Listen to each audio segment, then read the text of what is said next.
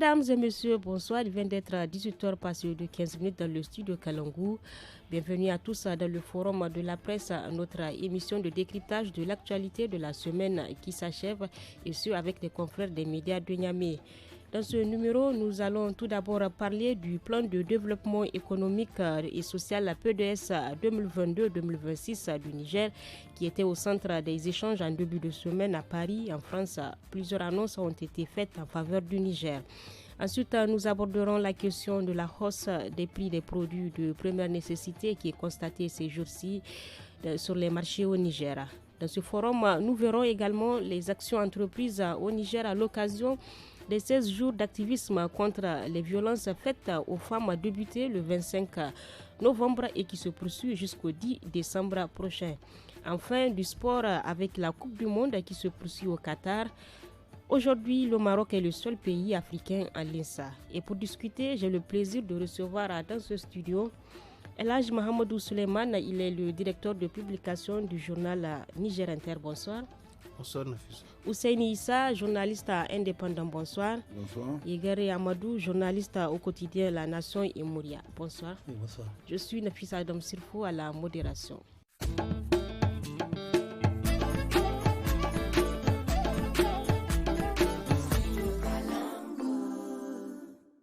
Bonsoir à tous et merci de nous recevoir chez vous pour suivre le forum de la presse de ce vendredi 9 décembre. Le plan de développement économique et social PDS 2022-2026 du Niger était au centre des échanges en début de semaine à Paris, en France, où plusieurs annonces ont été faites en faveur du Niger. Ainsi, pour un objectif d'environ 29 milliards d'euros, les partenaires institutionnels, les amis du Niger et les investisseurs privés ont annoncé leur contribution de financement qui atteint un montant global de 45 milliards d'euros. Alors, je commence par vous, Elhaj Mohamedou Suleiman. Tout d'abord, quel est l'intérêt du PDS pour le pays?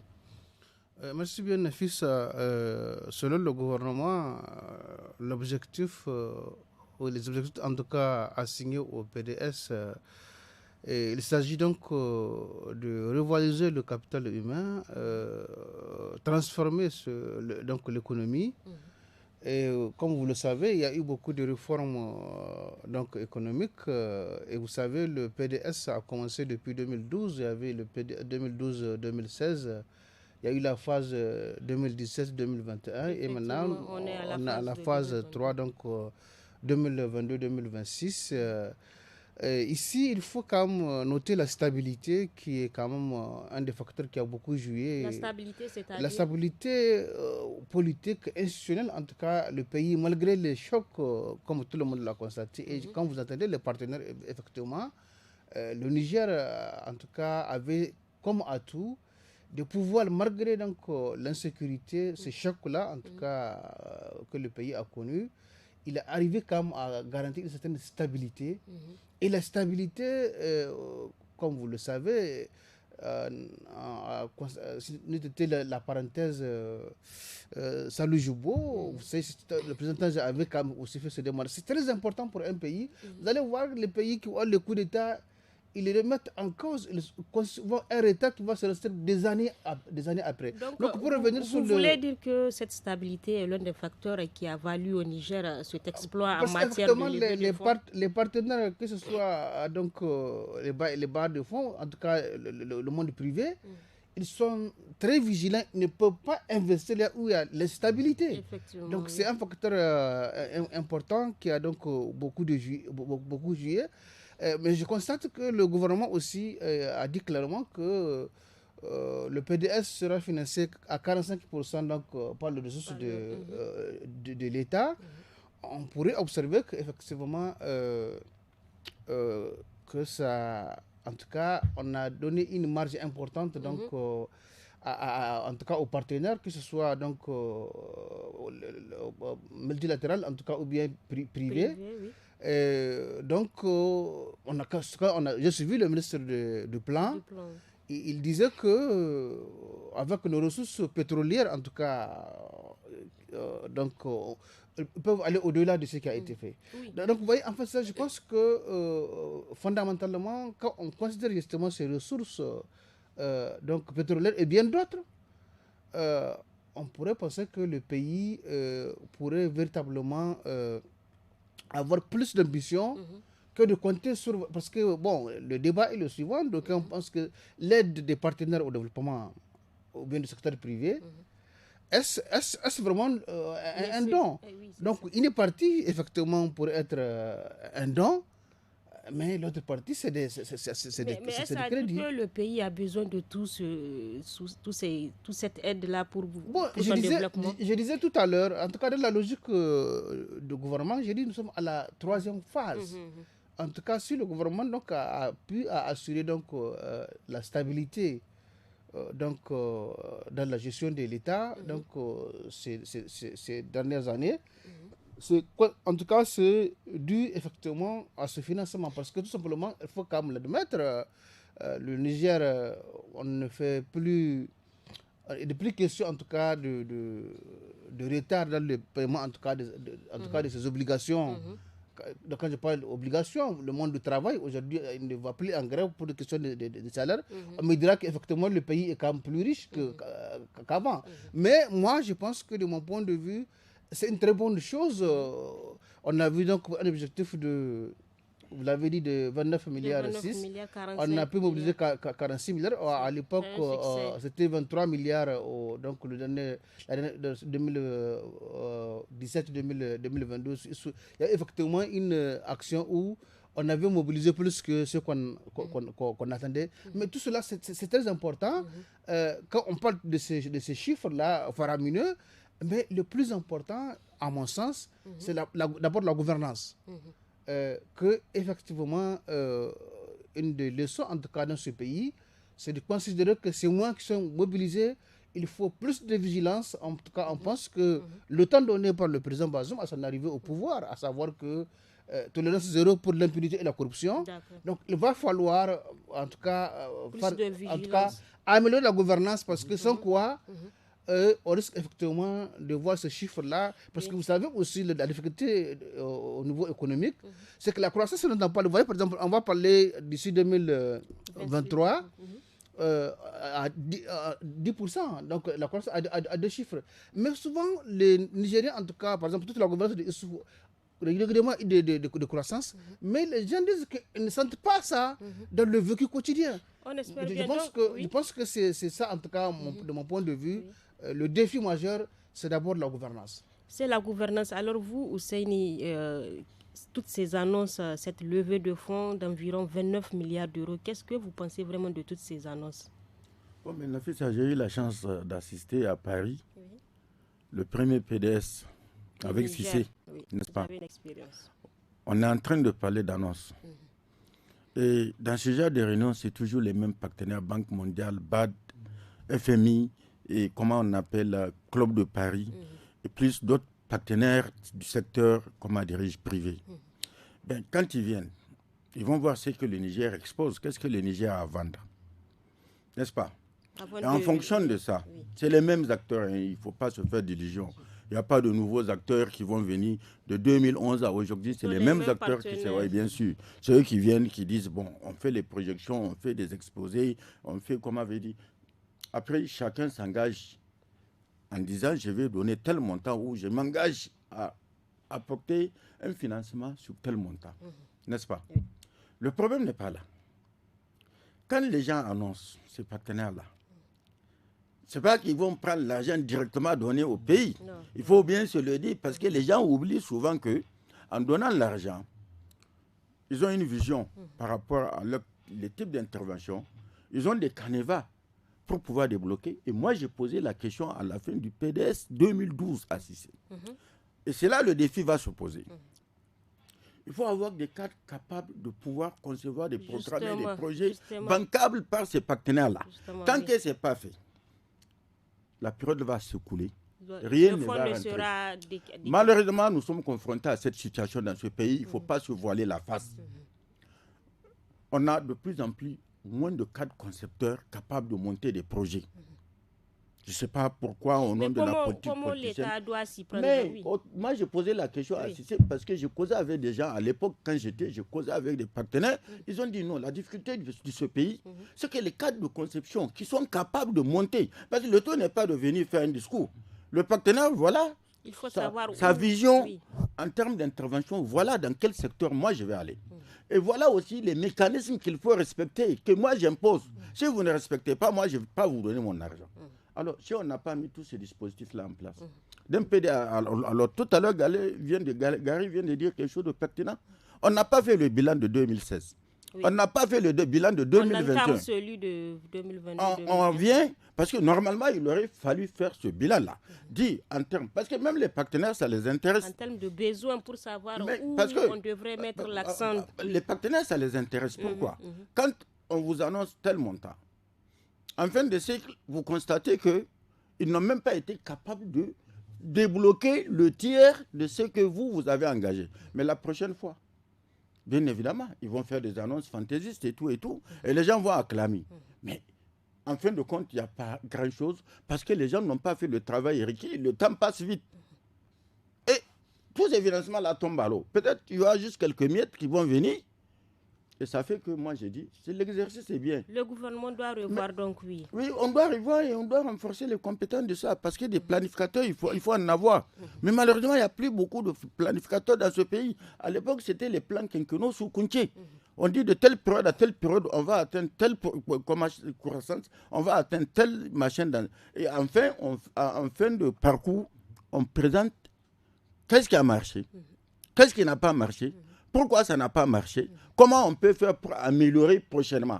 Mais quand on ne fait pas cet exercice, bien évidemment, les gens, chacun vient fantaisiste, ils annoncent, moi je peux donner, mais ils savent que le pays n'est pas en mesure de pouvoir décaisser, mobiliser ces ressources-là. Et bon, les gens sont contents. C'est pour ça qu'en fin de compte, on n'arrive pas à faire des bilans. Alors, on sera donc maintenant à la phase du décaissement. On attend donc le décaissement de ces fonds annoncés. Vous, Gary, quels sont les secteurs vraiment principaux qui vont bénéficier de cette aide une fois décaissée? Oui, mais je pense que les secteurs sont déjà connus. Au Niger, les secteurs les plus prioritaires, c'est l'éducation, l'hydraulique, la santé, voilà, le développement rural. C'est vraiment tous ces secteurs-là. Mais comme l'a si bien dit Ousseini, il ne s'agit pas d'annoncer juste. Ouais. Voilà, des fonds qu'on promet au pays. Parce qu'il y a le plan qu'on doit transformer, qu'on doit, on doit le mettre sous forme de projet. Et donc, comme l'a dit Hussein, c'est des projets qui doivent être bien élaborés pour être, en tout cas, bancables. Parce que là, ce sont des annonces, on promet. Et d'ailleurs, sur les chiffres, je crois qu'il y a déjà une petite confusion au niveau des chiffres, parce que les chiffres qui ont été annoncés sur les réseaux sociaux, dans le communiqué final, ce ne sont pas les mêmes chiffres. Parce qu'on a dit le Niger avait besoin de 10,3 milliards d'euros. Et là, on parle de 29 milliards. Voilà, et le Niger a eu 22,7 milliards d'euros. C'est à la deuxième journée de cette rencontre. Ça, c'est le communiqué final. Et moi, je crois que le communiqué final fait foi. Donc, les autres chiffres qui ont été annoncés sur les réseaux sociaux, moi, je les prends avec vraiment beaucoup de pincettes. En fait, on a imputé la partie contribution de l'État. C'est pourquoi, effectivement, c'est revenu.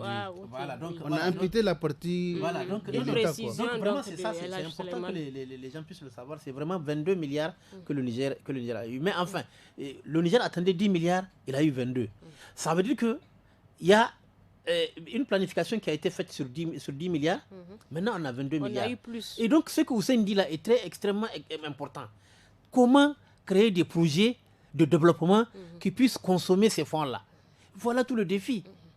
Et comme il l'a dit, normalement, depuis la déclaration de Paris de 2005, n'est-ce pas, qui a mis en place presque 5 critères concernant l'aide au développement, il était question d'abord d'impliquer la société civile. Je crois que c'était ça. Si les Hussein sont partis, c'est pas parce que le gouvernement les a amenés, c'est une exigence des partenaires. Qu'il y ait une présence de la société Merci civile. Beaucoup. Merci. C'est une exigence des partenaires de développement pour que la société civile soit au début et en principe à la fin au niveau de l'évaluation. Je ne sais pas si on a évalué.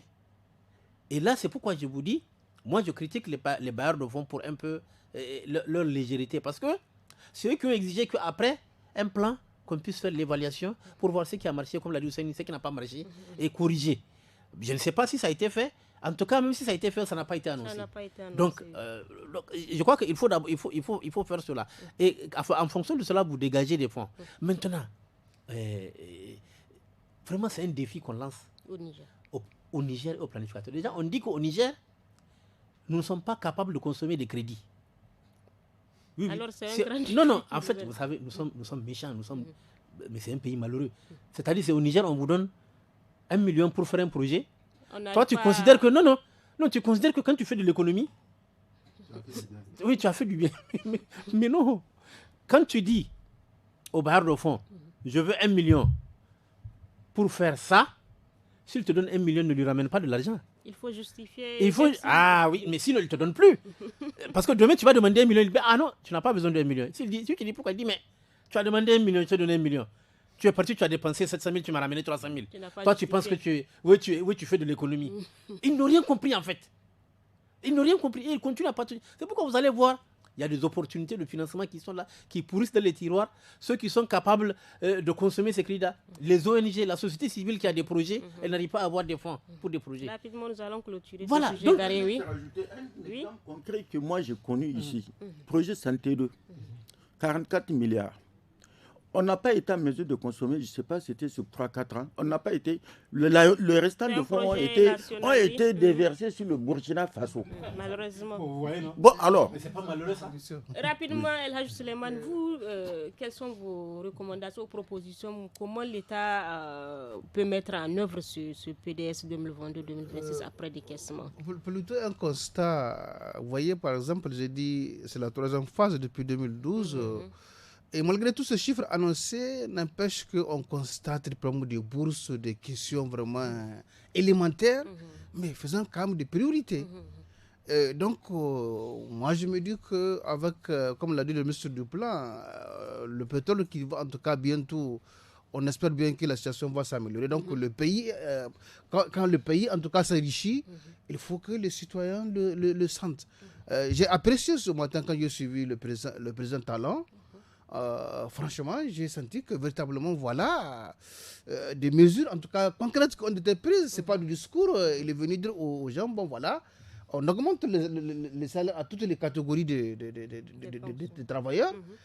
Et ça, il dit, il l'a fait sans que cela puisse vraiment bousculer les agrégats macroéconomiques. C'est-à-dire que tout simplement, il a essayé de considérer qu'il faut améliorer le train de vie des travailleurs, des citoyens, et cela pourrait impacter effectivement tout à fait la vie du pays. Autrement dit, c'est cela, on parle de la vie qui est chère, et je suis en train de constater qu'effectivement, lorsque la vie continue à être chère, le revenu reste le même, et que l'État ne prend pas des mesures au niveau donc des commerçants pour en tout cas stabiliser la situation. Les défis sont donc énormes pour le gouvernement pour la mise en œuvre vraiment de ce... C'est bien beau véritablement d'avoir tout ce chiffre-là, mais il faudrait encore que le citoyen lambda en tout cas... Comme le disent les Américains, wait and see pour la mise en œuvre donc, de ce PDS 2022-2026. Nous passons donc au deuxième sujet du forum de la presse. Nous parlons toujours d'économie. Depuis le début de l'intervention russe en Ukraine, les prix des produits de première nécessité ont augmenté au Niger. Les prix des produits comme le lait, le sucre, l'huile ou encore la farine ont explosé. En plus, beaucoup de ces denrées se font rares, explique Cheibou Chombiano. Il est le secrétaire général du syndicat des commerçants importateurs, exportateurs et grossistes du Niger. Je vous propose de l'écouter. La guerre en Ukraine, c'est ça qui fait flamber tous les prix. Pratiquement sur la farine, là, on ne paye pas grand-chose. Mais les prix à l'achat ont augmenté. Et le produit se fait rare. Tout ça, c'est parce que nous ne produisons pas. Nous sommes dans l'espace ZLECAf. Nous devrons produire et exporter dans les 53 pays. Par exemple, l'oignon, nous ne pourrions pas faire des épices. On l'exporte à l'état cru. La valeur ajoutée va ailleurs. C'est comme le bétail. Qu'on fasse un désarmement tarifaire sur les produits de première nécessité. Dans le désarmement tarifaire, il y a beaucoup de produits qui ne sont pas pris en compte. Donc la flambée des prix, là, franchement, c'est une indépendance de notre volonté. Les prix ont augmenté à l'achat à l'extérieur. Ce n'est pas au niveau des commerçants. Donc quand un produit se fait rare, il va de soi que ça devient cher. La meilleure des choses, il faut produire ce que nous consommons. Plus la guerre continue, plus les produits vont devenir chers à l'importation. Nous venons donc d'écouter le secrétaire général du syndicat des importateurs, exportateurs et grossistes du Niger, Chebou Chambiano. Alors vous, Seini, quel est votre avis par rapport à ces explications données par Chebou Chambiano? D'abord, la guerre en Ukraine a le dos très large. C'est-à-dire N'est-ce pas? Mais on déverse tout sur la guerre en Ukraine, quoi. C'est-à-dire qu'on ne se remet jamais en cause. Bon, il y a la guerre en Ukraine, c'est ça qui a fait flamber, c'est ça, c'est cela. Donc ce n'est pas la principale raison. L'Ukraine se trouve où? Par rapport à l'Afrique. C'est quand même un pays, un des pays producteurs des produits. Mais d'accord. D'accord. Oui. Non, je veux dire, ça doit faire ouvrir les yeux à nos dirigeants. Imaginez, on a parlé de Covid. Covid, ok, on dit... A impacté sur les activités. Ça a impacté sur les activités, sur le transport et tout. On a fermé les frontières et tout. Il y a des produits qu'on ne pouvait pas faire venir. On sort de Covid, on tombe dans la guerre de l'Ukraine. Maintenant, la guerre de l'Ukraine, même si c'est piment qui augmente, on dit c'est à cause de la guerre en Ukraine. Non. D'accord, il y a des produits, par exemple, farine et autres. Mais quand on généralise, aujourd'hui, même les condiments, on dit... Tout a augmenté. Les gens disent que c'est à cause de la guerre en Ukraine. Ce qu'on produit chez nous, les légumes... Localement, ici au Burkina Faso ou au Bénin, les tomates, on dit que c'est la guerre en Ukraine.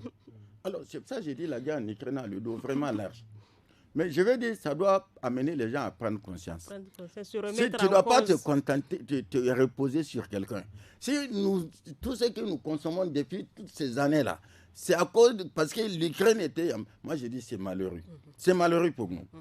C'est malheureux, il faut qu'on réfléchisse en Afrique parce qu'il ne sert à rien de venir faire des rhinos, les caves, industrialisation, tant qu'on n'arrive pas à produire suffisamment pour nous prendre en charge. On a abrité tout récemment une réunion sur l'industrialisation. Oui, mais si c'est pour faire juste du bruit, non, il faut qu'on crée concrètement, qu'on mette en place les choses, les mécanismes. Aujourd'hui, quand j'entends, on dit on va faire des pôles agro-industriels. Mais produisons d'abord suffisamment à manger. Les pôles agro-industriels, là, ils vont fonctionner sur quelle base? Il faut bien de la matière première, non? Doit-on acheter cette matière première chez les voisins?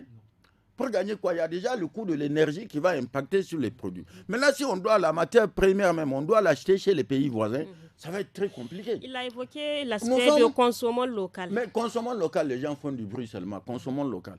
Au village aujourd'hui, mais il faut d'abord produire localement en quantité suffisante pour que les gens puissent manger à leur faim.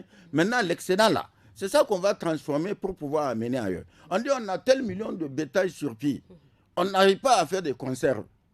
Parce que tout simplement, les gens préfèrent aller vendre au Nigeria un peu partout. Moi, je dis que c'est nos politiques qui ont failli. L'Afrique n'a pas besoin de quelqu'un pour se nourrir. Je peux comprendre l'Europe. Mais nous, par rapport à la position géographique de l'Ukraine, on ne doit pas continuer à se plaindre jusqu'à ce qu'on dise celle-même ça a augmenté parce qu'il y a guerre en Ukraine. Merci. Garez-vous, êtes-vous d'avis que nos politiques ont failli dans cette situation? Avec l'analyse de Hussein, oui. Vous savez, la guerre en Ukraine, c'est devenu pratiquement une sorte d'objet de blague aujourd'hui. Je vais vous faire une petite anecdote. J'ai arrêté un vendeur de cola. La cola que j'ai l'habitude d'acheter à 50 francs, il me dit c'est à 100 francs. J'ai dit pourquoi? Il dit Ukraine. J'ai dit mais en Ukraine on vend de la cola et c'est comme ça. Il a éclaté de rire. Il dit en fait maintenant, dès que vous demandez le prix de quelque chose, c'est Ukraine. On dit c'est Ukraine. On dirait que l'Ukraine c'est le centre de la Terre et que c'est la première fois qu'il y a la guerre sur la planète Terre. Mais il y a eu des guerres. Et puis le blé là dont on parle là. Mais vous croyez que dans les villages, les gens mangent du pain? Ils ont besoin. Non. C'est-à-dire que. Et les commerçants s'abritent derrière ça. Les commerçants qui disent non, il faut produire localement. Ce sont les mêmes. Quand ils vont voir que le local là, il est un peu plus cher. Le commerçant n'a pas de scrupules. Hein. Lui, c'est les intérêts. Hein. Ah non. Le commerçant, c'est pas un imam, c'est pas l'imam du quartier. C'est pas ah non. C'est pas des saints. Eux, c'est l'argent qu'ils cherchent. Et donc, il va trouver qu'à l'extérieur, par exemple au Nigeria, le même produit qui est produit au Niger, au Nigeria est là moins cher. Il va évaluer le prix. Oui, bien sûr, parce que mais ils n'ont pas de scrupules, en fait, je veux dire. On le voit d'ailleurs quand le mois de Ramadan approche. Au-delà c'est des gens qui du gouvernement, même la population aussi doit se remettre en cause, peut-être doit se remettre dans cette situation. Mais enfin, à chaque fois nous ramener l'histoire de l'Ukraine, à un certain moment, bon, j'ai dit que les commerçants doivent arrêter. Nous ne sommes pas dupes. Ils profitent de ça pour augmenter les prix de tout a augmenté. Et c'est pourquoi moi j'ai dit non. Si la vie devient de plus en plus chère, il faut que le gouvernement pense à augmenter les salaires des fonctionnaires. augmenter les salaires des fonctionnaires. J'ai dit bien augmenter les salaires des fonctionnaires. C'est extrêmement important, surtout avec la manne financière qu'on va avoir, avec l'exploitation du pipeline. Il faut songer à augmenter. Il ne faut pas attendre que les syndicats entrent en grève pour négocier l'augmentation. Non. Le gouvernement doit lui-même dire que je constate que la vie est chère, eh bien, tous les salaires compris entre ça et ça, augmentation de ça, salaire compris entre ça et ça, c'est extrêmement important. Il faut prévenir, ça vaut mieux que guérir. Dans toute cette situation, on sait que c'est la population qui est tellement impactée. Vous, El Hadj Souleymane, est-ce que vous avez des propositions d'alternatives pour que cette population puisse vraiment supporter cette hausse de prix? Est-ce qu'il y a des alternatives? Les propositions alternatives, c'est que la guerre en Ukraine pourrait perdurer.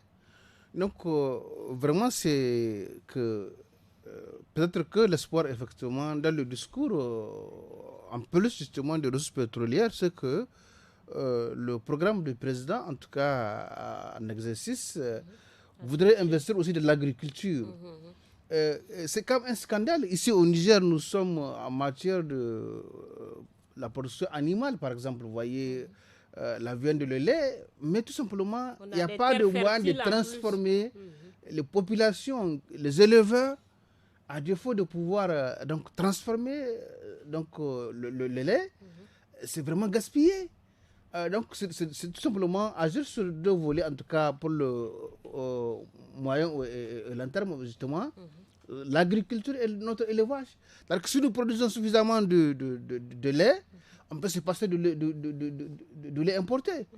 Et parce qu'aujourd'hui, en tout cas, ce n'est pas à la bourse, à la portée de tout le monde le lait.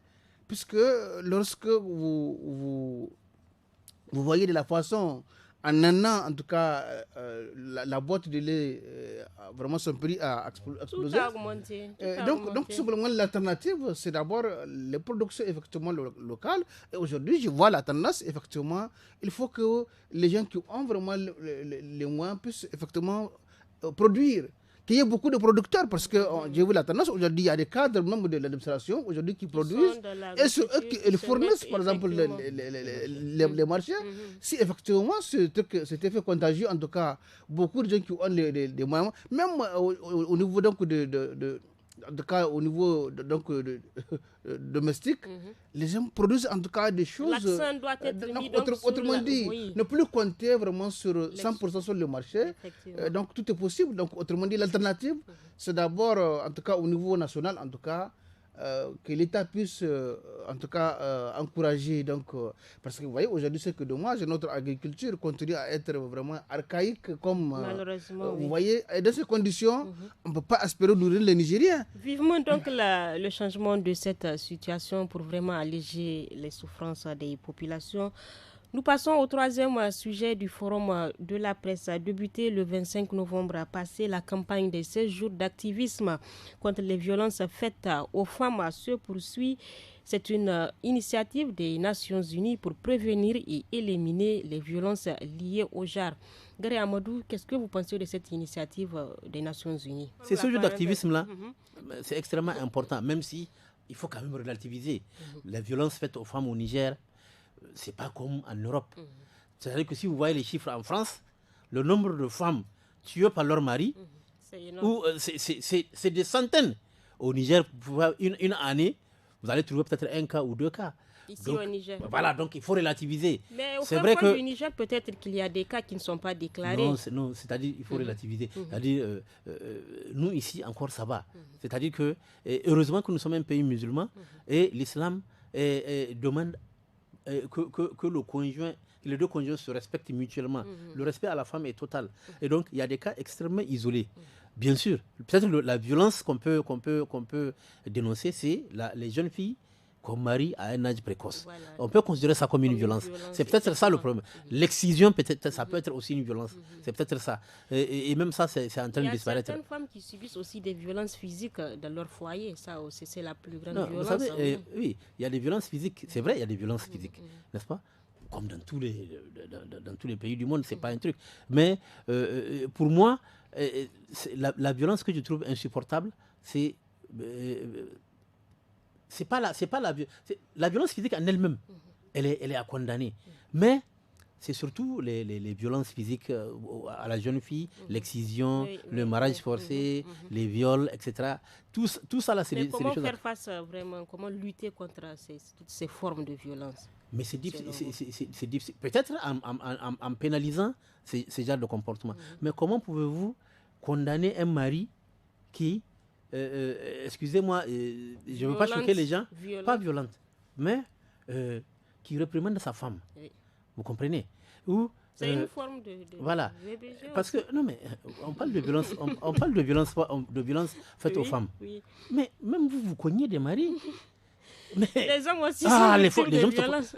Mais ça c'est un sujet tabou. Oui. Parce que les hommes ne se plaignent pas. Parce que c'est la femme. Dans une récente étude même, il paraît que c'est dans la région de Zender où les hommes sont beaucoup plus violents. Ah, mais les femmes les cognent. Hein. Oui. Ça, c'est clair et net. Les femmes les cognent. Et comme c'est un peu honteux, on ne se plaint pas. Donc, vous comprenez? Donc, on fait comme si ça n'existe pas. Ah non. Ah non, donc ça veut dire que c'est un problème peut-être global.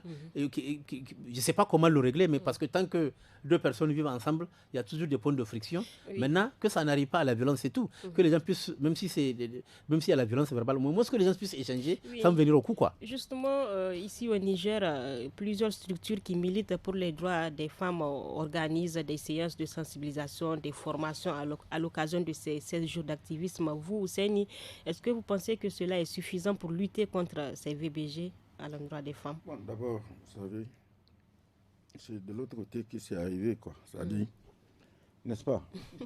Ça dit, c'est bon, les Nations Unies. En réalité, moi, j'y relativise comme Gary. Non, honnêtement, nous sommes dans une société à prédominance musulmane. Oui. Les gens savent qu'on ne doit pas violenter, on ne doit pas agresser, on ne doit pas... Bon, il y a bien évidemment, dans toute société,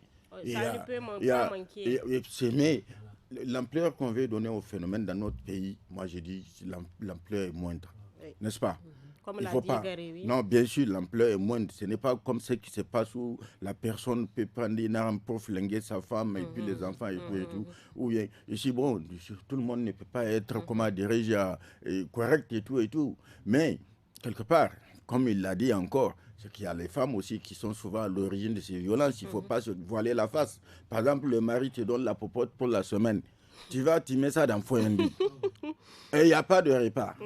Et bien, il se fâche. On dit ça. Il violente sa femme et puis on considère comme une violence. Comme une violence.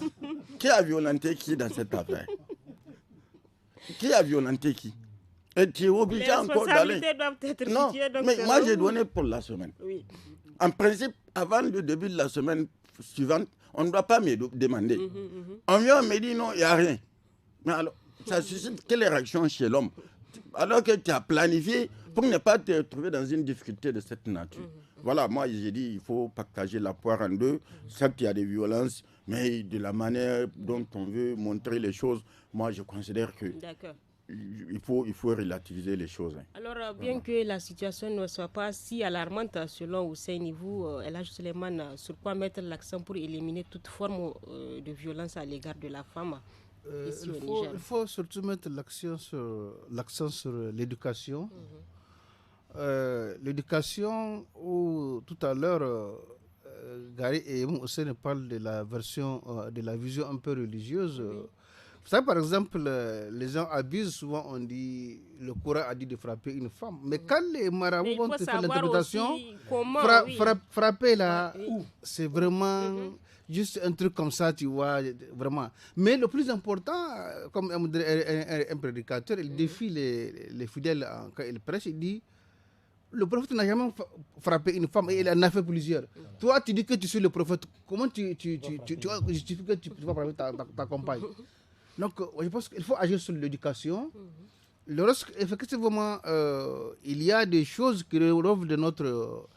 peut-être nos traditions, les cultures, où effectivement c'est un fait, le jeune garçon et la jeune fille n'ont pas le même traitement. Oui.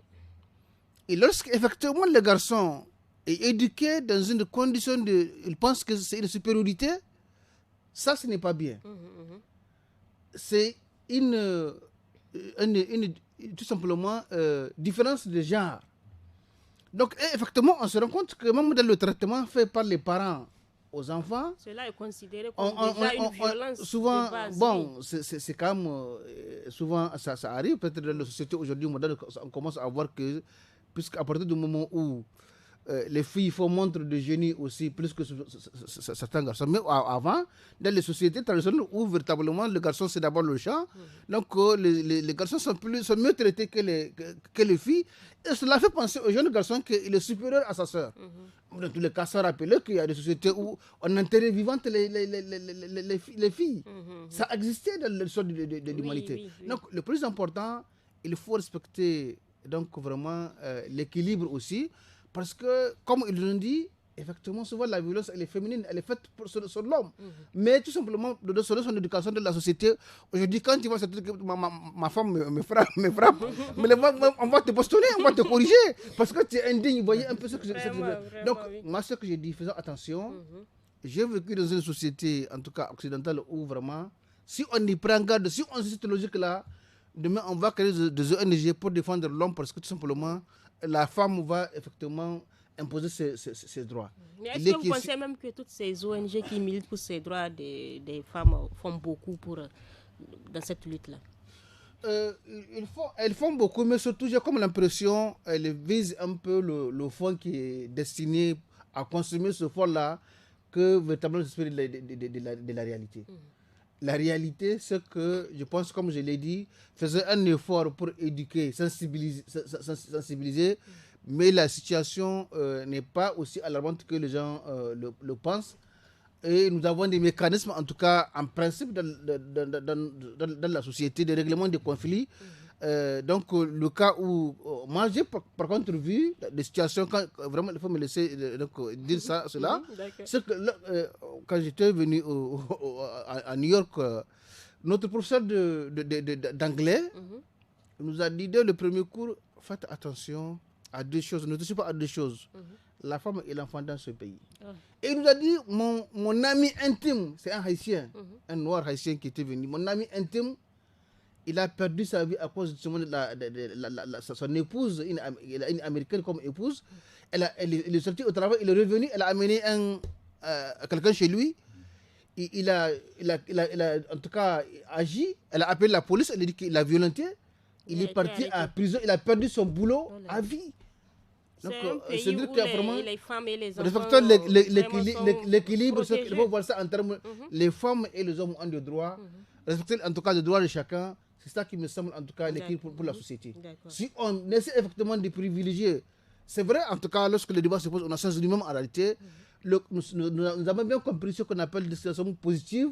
Il faut effectivement favoriser les femmes pour accéder parce qu'effectivement il y a des situations très très criardes où véritablement c'est une inégalité. Mais on comprend, mais franchement, amener des choses qui ne sont pas réelles, en tout cas j'ai vu, par exemple la même façon, j'ai vu le lundi passé, la Croix-Rouge avait un débat, une conférence, un débat où tout le monde est venu en tout cas exprimer maintenant, les gens vont, en tout cas les femmes et les hommes, de ce qui se passe. Comment maintenant améliorer donc ce qui est fait, comment justement proposer donc des alternatives en tout cas pour une meilleure prise en charge de ces violences basées sur le genre. Parce que comme vous le dites, quand on parle de genre, effectivement, ce n'est pas que seulement la femme. Il y a aujourd'hui des enfants, aussi l'autre phénomène de la société.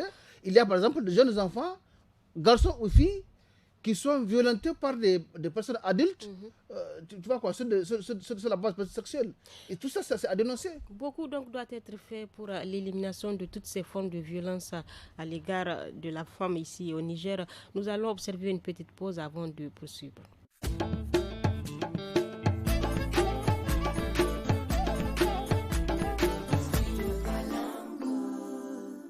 Dernier sujet du forum de la presse de ce vendredi 9 décembre, la Coupe du Monde Qatar 2022 se poursuit.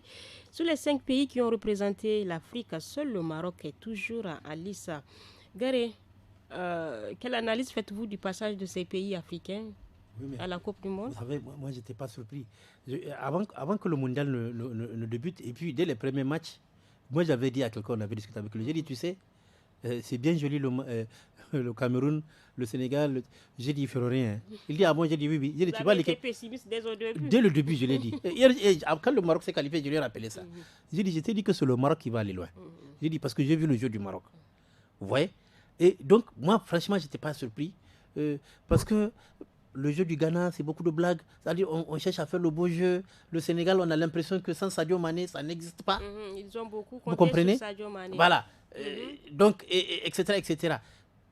La Tunisie, c'était pas très fort. Bon. Mais le Maroc a montré une équipe qui peut aller loin. Le Maroc peut aller loin. Et donc, moi, j'étais très fier parce que... Ils sont déjà qualifiés au quart de finale. Au quart de finale. Oui. Je ne sais pas, ils vont jouer contre quel samedi, pays oui, contre le Portugal, je crois. Oui, contre le Portugal. Le Portugal est pénable samedi, oui. pour le Maroc. Le Maroc, là, même le Portugal, moi, je n'ai peur de personne pour le Maroc. C'est une équipe qui est solide. Tous les compartiments du jeu sont bons, n'est-ce pas? Et on a vu leur progrès au niveau du tir de pénalty. Ils ont un excellent gardien et puis ils ont des bons tireurs de pénalty. Donc, moi, je n'ai peur de rien et je suis très fier de la performance du Maroc et j'espère qu'ils vont continuer. Oui, d'accord. Voilà. Alors vous, Elhaj, selon vous, qu'est-ce qui a manqué à ces joueurs de ces équipes qui sont éliminées? En réalité, d'aucuns parlent vraiment de prouesse, le fait qu'on ait deux équipes qui sont allées au 8e de finale. On n'a jamais eu 3, semble-t-il. Donc c'est déjà bien, les choses commencent à améliorer et l'espoir, c'est que paraît qu'en 2024 ou la prochaine Coupe C2, les équipes africaines pourraient passer de 5 à 9. Mais de façon générale, je pense que, comme l'a dit Garé, les gens étaient pessimistes dès le départ. En tout cas, le pronostic, les gens étaient pessimistes sur le fait que les Africains vont aller loin. Donc, le Maroc, on va essayer de voir. Est-ce qu'il pourrait effectivement franchir la prochaine étape? Là, on ne sait pas. Mais je pense que cela veut dire que tout simplement, en matière de foot, l'Afrique doit encore attendre pour se voir véritablement propulser vraiment vers... Il y a des efforts vraiment pour l'Afrique. Cette année, c'est seulement 5 équipes qui représentent toute l'Afrique. Mais ça a donné quoi? Vraiment. 5 équipes. Une seule qui va en quart de finale. Mais c'est pitoyable ça. Il faut revoir. Alors Ousseini, bien que vous ne soyez pas amateur du foot, malgré le pessimisme de certains, le Maroc va en quart de finale et jouera demain contre le Portugal. Quels sont vos souhaits pour le Maroc qui reste le seul pays en lice? Je souhaite que le Maroc aille encore plus loin. Mais moi, je vais dire une chose. Oui. Parce que je sais que nous avons des joueurs bons, compétents en Afrique, dans nos pays. Quand tu vois en Occident, on compte beaucoup sur eux. Nous avons un problème, nous, les pays africains négros. On est complexé face à ces blancs-là. Les Arabes, les Maghrébins, eux, ils ne sont pas complexés. Voilà la différence. Ils sont sur le terrain, ils vont faire le jeu. Ici, on avait des équipes compétentes comme le Sénégal, le Ghana. Quand ils se retrouvent, ils sont compétents, ils ont des éléments, des individualités. Mais quand ils se retrouvent, et tous ces pays-là, quand il y a le mondial qu'on constitue, l'équipe nationale, en faisant appel, ils jouent dans les mêmes clubs en Occident. Nous, c'est quand on nous réunit, on vient, d'abord vous constatez que le premier match, ils s'arrangent parce qu'ils ont peur. Non, tu viens pour gagner. Et tu n'as pas ce mental-là. Quand vous prenez par exemple le match du Cameroun, vous avez vu comment c'est à la 85e minute qu'ils ont encaissé, comment ça s'appelle? Comment vous ne pouvez pas dire en 5 minutes on peut contenir l'autre? Vous perdez un match. Les pays africains doivent revoir les pays africains subsahariens, les pays maghrébins, c'est des pays, ils n'ont pas de complexe vis-à-vis des pays. Vous avez vu le jeu du Maroc contre un pays comme l'Espagne. Vous avez vu le jeu qu'ils ont déployé. Ils ont donné du fil à retordre et finalement ils ont pris le dessus. Et on espère que ça soit ainsi la Tunisie également, bon, la Tunisie ça fait longtemps, mais la Tunisie aussi compte beaucoup. Oui. C'est pour ça que moi j'ai dit, il faut catégoriser. Il y a l'Afrique subsaharienne et l'Afrique blanche. Mais les pays de là, ils sont d'habitude quand ils viennent pour jouer sans complexe. Nous avons ce problème de complexe. Nous les connaissons, nous connaissons les mêmes joueurs, mais quand on vient, parce que tout simplement, à travers les médias, on vend tel ou tel pays. On se laisse faire, on se dit que non, on va. Merci, ça qui oui, Garé, rapidement, nous allons clôturer. Je voulais dire, mais vous avez vu le dernier match du Sénégal? Vous avez vu comment les Sénégalais perdaient des balles? Au milieu de terrain, il perd des balles et puis 2 passes, 3 passes et puis on parle au l'omelette début. Non, c'était pitoyable. L'entraîneur dit qu'il est surpris par l'attitude de ces. Il dit mais comment peut-on être nul dans une compétition aussi de haut niveau comme la Coupe du Monde et laisser des balles jusqu'à encaisser des buts comme ça de façon, excusez-moi, assez bête. Très bonne chance donc à l'équipe du Maroc et on espère qu'elle aille à la finale. Ah, bien sûr, c'est possible. Et c'est ici donc que prend fin le forum de la presse de ce vendredi 9 décembre 2022. Merci à vous de nous avoir suivis. Merci aussi à nos invités. Hussein Issa, journaliste indépendant. El Haj Suleiman, directeur de publication du journal Niger Inter. Dore Amadou, journaliste au quotidien La Nation et Mouria. Merci d'être venu. N'oubliez pas le rendez-vous des jeunes samedi et dimanche dès 17h sur nos 52 radios partenaires avec l'actu des jeunes suivi de tous à la FADA et à partir de 18h15 les samedis et dimanches le forum de Studio Kalangou. La technique est assurée par Amina Hassan à la régie vidéo Issa Lawali. Je suis Nefis Adam Sirfa à la modération. Très bon week-end à tous.